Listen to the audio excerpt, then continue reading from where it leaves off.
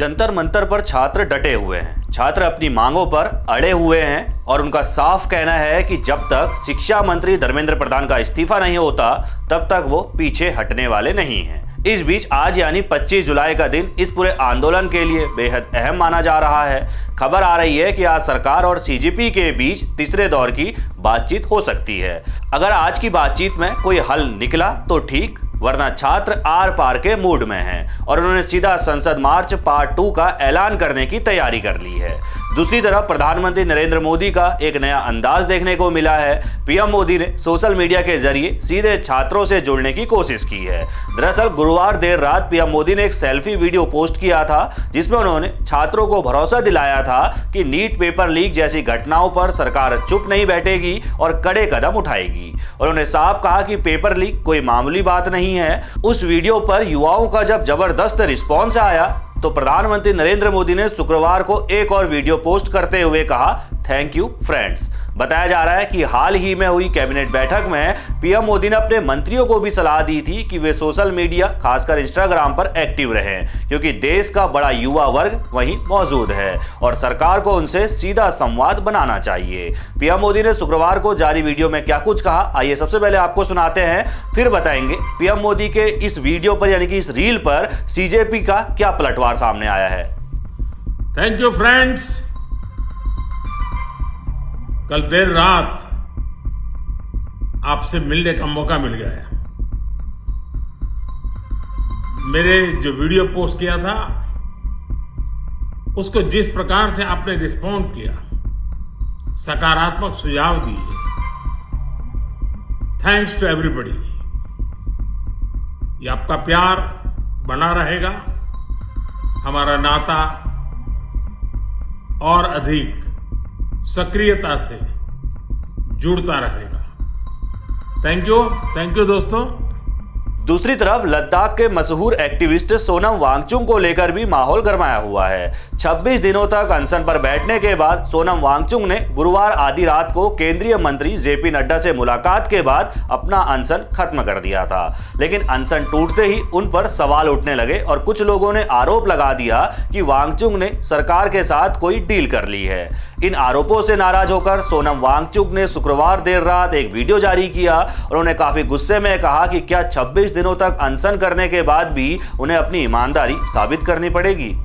Physically लड़ के झगड़ के हड़ताल के अंदर और एक हड़ताल करके जमीन पर लेटकर जो ताकत 22वें दिन मेरे में थी वो जोर लगाकर मुझे बाहर जबरदस्ती निकलना पड़ा। आपको नहीं मालूम है।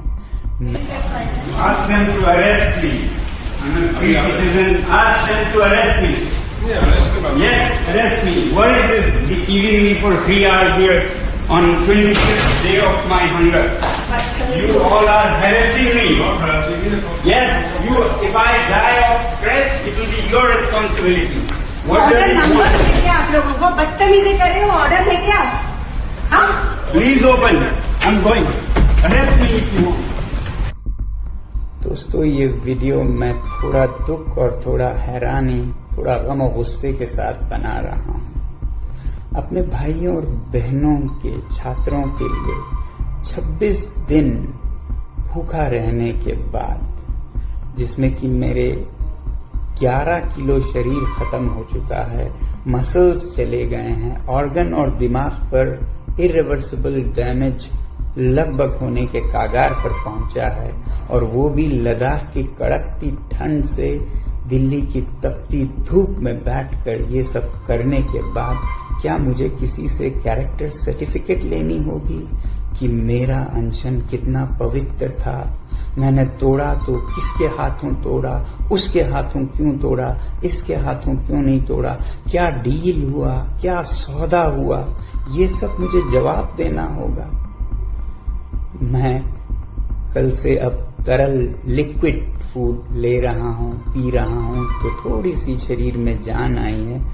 बदकिस्मती से वो जान मुझे इसमें देनी पड़ रही है, दुख के साथ कह रहा हूँ। मगर सुबह से मुझे बहुत से लोग फोन करके या पोस्ट दिखाकर कह रहे हैं कि आप पर बहुत सवाल उठाए जा रहे हैं। आपने इनसे क्यों अनशन तोड़वाया, केंद्रीय मंत्रियों से तोड़वाया, किसी और से क्यों नहीं तोड़वाया, क्या डील हुआ है, सौदा हुआ है, ये सब मुझे जवाब देना होगा। अगर सौदा करना होता, डील करना होता तो क्या 26 दिन भूखे रहना पड़ता है? कितनों ने डील किए हैं, आपने देखा होगा। क्या वो इस तरह से डील करते हैं? क्या मैं आलीशान एयर कंडीशन कमरे में बैठ के डील सौदा नहीं कर सकता था? मुझे यहाँ दिल्ली की गर्मी में बाहर रोड साइड पर बैठकर डील करना पड़ता।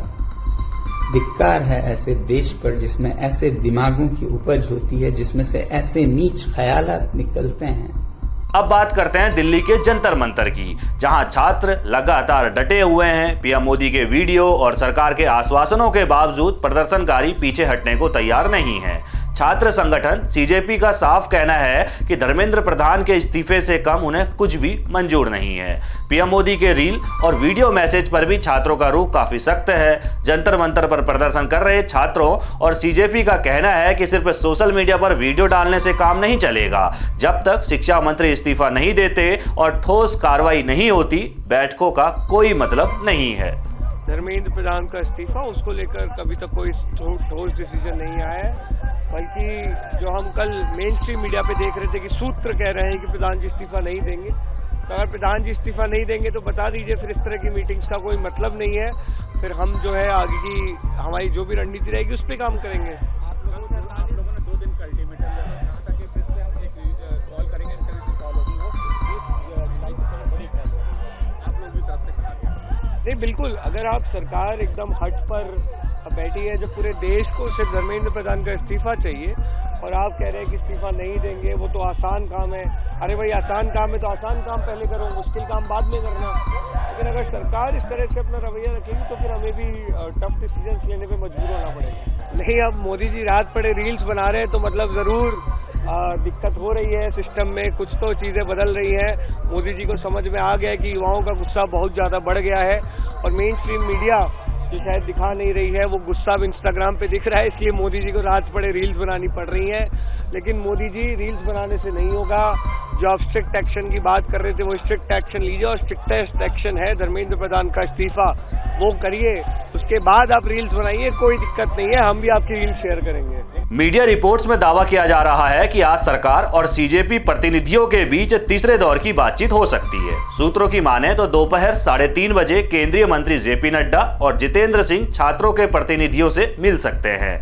अगर आज की बातचीत बेनतीजा रही तो छात्रों ने साफ चेतावनी दी है कि आंदोलन और तेज होगा। दावा तो यहां तक किया जा रहा है कि फिर से संसद मार्च किया जाएगा।